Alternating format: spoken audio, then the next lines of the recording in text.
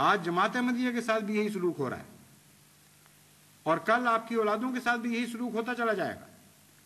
یہ جلتے رہیں گے، خاکستر ہوتے چلے جائیں گے. اللہ آپ کی جانوں میں بھی برکت دیتا چلا جائے گا، آپ کے اموال میں بھی برکت دیتا چلا جائے گا. اور خدا کی قسم وہ دن بھی آئیں گے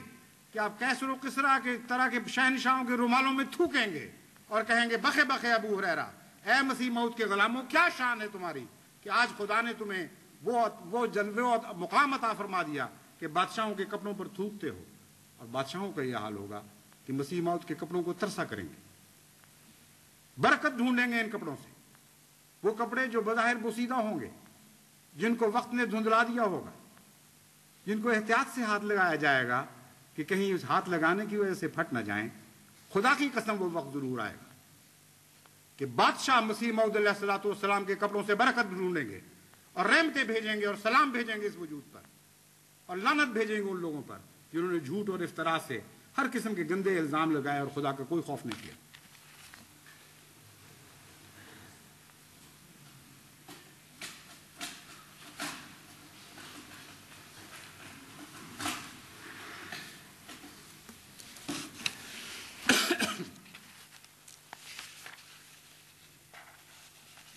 الحمد لله نحمده ونستعينه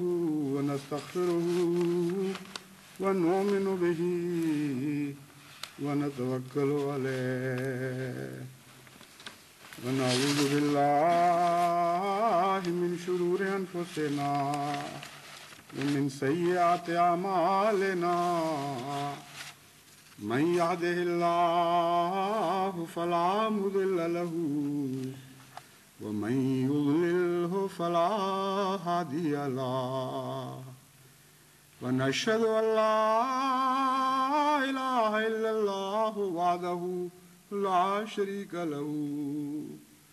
ونشهد أن محمدا عبده ورسوله. گزشتہ خطبے میں ایک دو حوالے تھے جو غلط ہو گئے، یعنی اس سے نفس مضمون میں تو قطعاً کوئی فرق نہیں پڑتا، نہ اس سے دلیل میں کوئی فرق پڑتا ہے، نہ مقصد میں، لیکن بہرحال وہ ایک تاریخی لحاظ سے ایک غلط بات بن جاتی ہے، اس لیے اس کی درستی ضروری ہے. کتاب امہات المومنین جو نہایت ہی دل آزار اور گندی کتاب ہے، اور آن حضرت صلی اللہ علیہ وآلہ وسلم کی پاک بعض مقدس خواتین مبارکہ کے اوپر گندے اتہامات پر مبنی ہے. اس کے مصنف کا نام غالباً میں نے فنڈر یا کچھ کہا تھا، لیکن بعد میں مجھے توجہ دلائی گئی اور ہم نے دیکھا تو اصل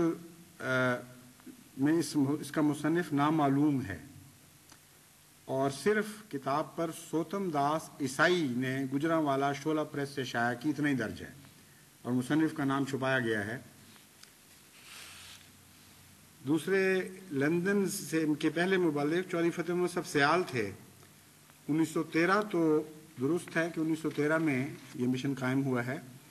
لیکن قاضی محمد عبداللہ صاحب نہیں تھے، وہ 1915 میں آئے ہیں. اور تیسری بات یہ کہ لارڈ لارنس جن کا حوالہ تھا کہ کوئی چیز بھی ہماری سلطنت کے استحکام کا اس امر سے زیادہ موجب نہیں ہو سکتی کہ ہم عیسائیت کو ہندوستان میں پھیلا دیں، یہ حوالہ تو درست تھا، لارڈ لارنس کا ہی ہے، لیکن لارڈ لارنس آف عربیہ نہیں ہے. یہ وہ لارڈ لارنس ہیں جو ہندوستان کے گورنر جنرل اور وائس رائے رہے ہیں، اور یہ اس شخص سے مختلف ہیں جو لارنس آف عربیہ کے نام پر مشہور ہے. تو یہ تین باتیں تھیں جو درست کر لینی چاہیے. اب ایک آخری بات میں یہ کہنا چاہتا ہوں کہ اگلے ہفتے انشاءاللہ تعالی یہاں جلسہ سالانہ منعقد ہو رہا ہے. اس بارے میں اخبار میں غلط خبر شائع ہوئی ہے کہ یہ مرکزی جلسہ سالانہ ربوہ ہے. یہ درست نہیں ہے، یہ جماعت انگلستان ہی کا جلسہ سالانہ ہے، لیکن جہاں بھی خلیفہ وقت ہو وہاں جماعت اپنی محبت کے نتیجے میں خود بخود پہنچ جاتی ہے. اس لیے اس جلسے کو یہ اہمیت ہے، کیونکہ دل دکھے ہوئے تھے، جلسہ سالانہ نہیں ہونے دیا گیا، اور یہ پتہ تھا کہ انگلستان کے جلسہ سالانہ میں شرکت کروں گا، اس لیے لکھوں روپیہ خرچ کر کے بہت سے دوست بڑی دور دور سے تشریف لا رہے ہیں اس محبت کے نتیجے میں، اور وہ سمجھتے ہیں کہ زخموں پر کچھ پھایا رکھا جائے گا جب ہم خلیفہ وقت کی زبان سے جماعت کی ترقیات کا ذکر سنیں گے، ایک پاکیزہ ماحول میں خدا کو یاد کرتے ہوئے اللہ کے دین کے غلبے کی باتیں ہوں گی، تو اس جذبے سے لوگ تشریف لا رہے ہیں۔ اور جماعت احمدیہ انگلستان بھی اللہ تعالیٰ کے فضل سے اسی جذبے سے خدمت کر رہی ہے، اور مجھے یقین ہے کہ کسی لحاظ سے بھی کمی نہیں چھوڑیں گے، لیکن محض اس لیے کہ کہنے کے نتیجے میں میں بھی ثواب میں شامل ہو جاؤں، اور دوسرے یہ کہ اگر کسی کو اب تک اس کی اہمیت کا احساس نہ ہو اور غفلت کی وجہ سے اس نے پہلے اپنے گھر کی اپنے کمروں کی پیشکش نہ کی ہو، تو اب یہ بات سن کر وہ کر دے۔